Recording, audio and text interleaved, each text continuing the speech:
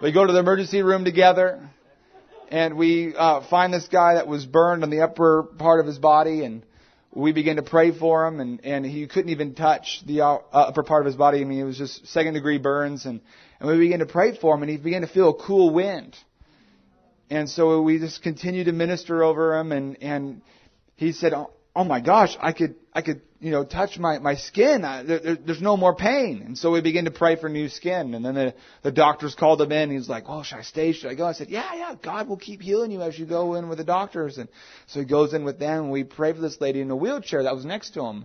And she severely sprained her ankle. It was severely swollen and black and purple and blue. And so we began to pray for her. And the swelling began to leave, and the discoloration began to, she began to get color back into her ankle, and she began to move it around, have mobility. She got up out of the wheelchair and began to run around the emergency room screaming, "Jesus just healed me." Her friend begins to cry that brought her into the emergency room, and she just began to weep, and we began to prophesy over her, and then she ends up getting saved.